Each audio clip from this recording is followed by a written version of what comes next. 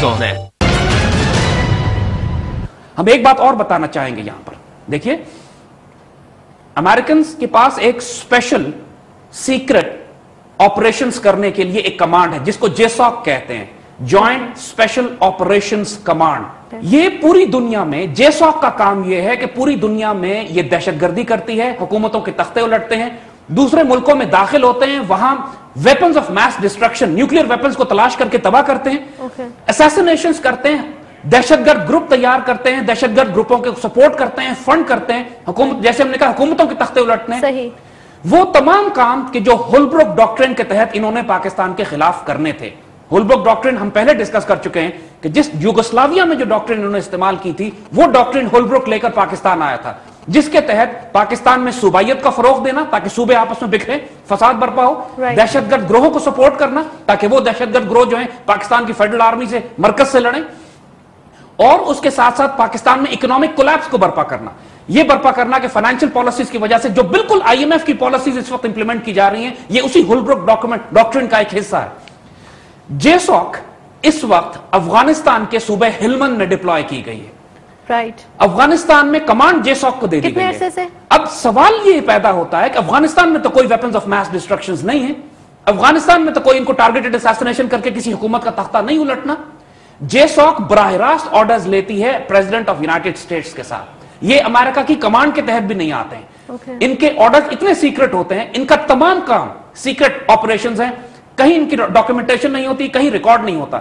एक American journalist ने पिछले दिनों एक रिपोर्ट इस पर शाया की थी कि कई सालों से पूरी दुनिया में जेसॉक के डेथ स्क्वाड्स काम कर रहे हैं, जो मुल्कों में दाखिल होते हैं तो उस मुल्क में अमेरिकन सफीर को भी नहीं पता होता कि जेसॉक की टीम अंदर दाखिल हो गई है, इतना सीक्रेटिव है, ना एम्बेसी को भी नहीं पता होता, ये जाते हैं, ऑपरेशंस करते हैं और निकल जाते हैं।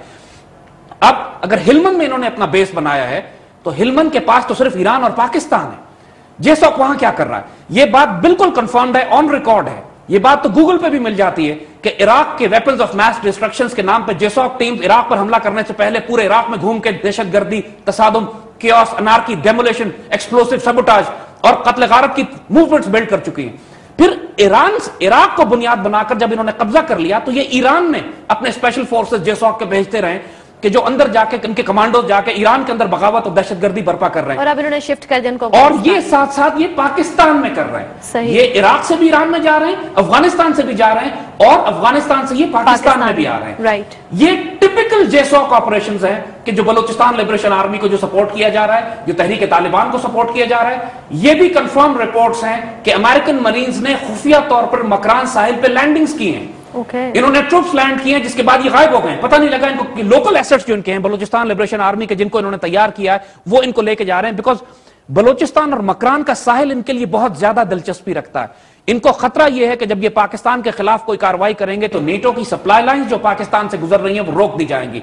इसके लिए Balochistan is an area of their great interest, और यहां से ये जुंदुल्ला भी क्रिएट कर रहे हैं। जुंदुल्ला एक दहशतगर्द ग्रुप इन्होंने तैयार किया है कि जो पाकिस्तान के रास्ते होता हुआ जाता है और ईरान से में दहशतगर्दी करता है, जिसके नतीजे में ईरान और पाकिस्तान के ताल्लुकात खराब होते हैं। इसी तरह बदख्शान से ये दहशतगर्द भेज रहे हैं सिंकियांग में, जो चाइनीज मुसलमानों को लड़वा रहे हैं चाइनीज गवर्नमेंट से, और इल्जाम ये दिया जा रहा है कि ये पाकिस्तानी हैं जो यहां से जा रहे हैं और चाइना में फसाद बर्पा कर रहे हैं ताकि चीन और पाकिस्तान के ताल्लुकात खराब किए जा सके। ये तमाम जेसॉक ऑपरेशंस हैं।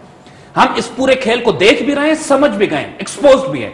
इस वक्त कैफियत यह है कि आप देखिए मुल्क में सराइकी सूबा बनाने की बात की जा रही है, बलूचिस्तान को छोटा मजीद हिस्सों में तकसीम करने की बात की जा रही है कि मकरान बेल्ट अलग कर दी जाए, बलूच बेल्ट अलग कर दे, पश्तून बेल्ट अलग कर दे। सब इनकी स्ट्रेटजी है, ये तमाम इनकी स्ट्रेटजी है होलब्रुक डॉक्ट्रिन में। राइट। इस वक्त किसी सूरत में हमने ना पाकिस्तान के हमने सूबे छोटे करने हैं, ना हमने पाकिस्तान को इथनिक लाइंस पे मजीद तोड़ना है, यानी पश्तूनों को, बलोचों को, सराइकी को, सिंधियों को, बलोचों को अलग नहीं करना। इस वक्त हमने इस वक्त पाकिस्तान की फेडरेशन को मजबूत करना है। तो साथ दे रहे हैं इसमें, या तो नादान दोस्त हैं या दाना दुश्मन हैं।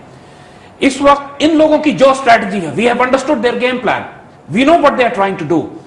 इस वक्त अल्लाह के फजल से हम पूरे यकीन और इत्मीनान के साथ अब पाकिस्तानी नेशन को बताते हैं कि फिक्र करने की कोई जरूरत नहीं है। अल्लाह के फजल से ये इनके गेम प्लान हैं, अल्लाह का अपना गेम प्लान है, ये अपनी चालें चल रहे हैं और अल्लाह अपनी चालें चल रहा है।